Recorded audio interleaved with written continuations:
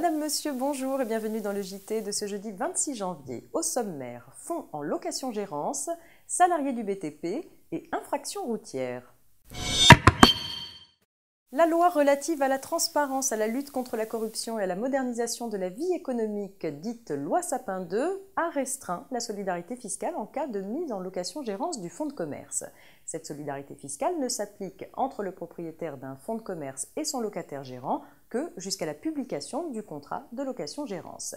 Désormais, pour les impositions dont la mise en recouvrement intervient à compter du 1er janvier 2017, la solidarité fiscale s'applique au-delà de la date de publication du contrat de location-gérance, lorsque les impositions ont fait l'objet des majorations fiscales de 40 et 80% pour retard et fraude, et si le propriétaire connaissait ou ne pouvait ignorer ces manquements ayant entraîné l'application de ces majorations. On poursuit avec une information concernant les salariés du BTP.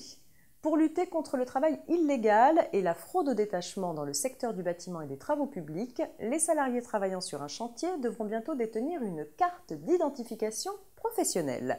Sont concernés par cette carte les salariés des entreprises de BTP établies en France ou à l'étranger qui effectuent des travaux sur le territoire français. Les entreprises de travail temporaire établies en France et employant des salariés effectuant les travaux de BTP sont également concernées.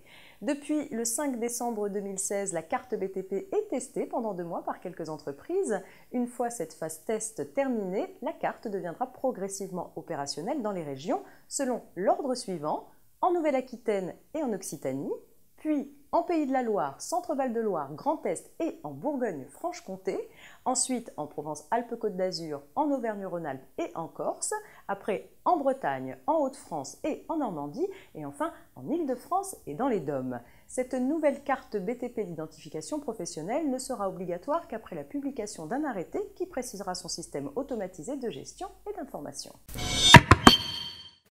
On termine avec un point infraction routière.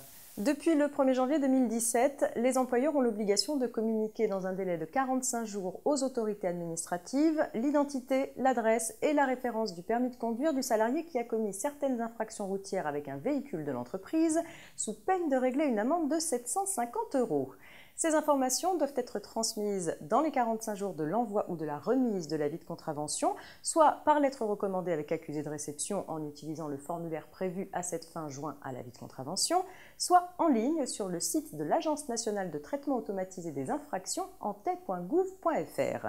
Cette procédure de signalement vise les infractions au code de la route constatées par des appareils de contrôle automatique qui concernent le port d'une ceinture de sécurité, l'usage du téléphone tenu en main, l'usage de voies réservées à certaines catégories de véhicules, la circulation sur les bandes d'arrêt d'urgence, le respect des distances de sécurité, le franchissement ou le chevauchement des lignes continues, les signalisations imposant l'arrêt des véhicules, les vitesses maximales autorisées, les dépassements, l'engagement entre 2 lignes d'arrêt à un feu et l'obligation du port d'un casque homologué sur les véhicules motorisés à 2 roues.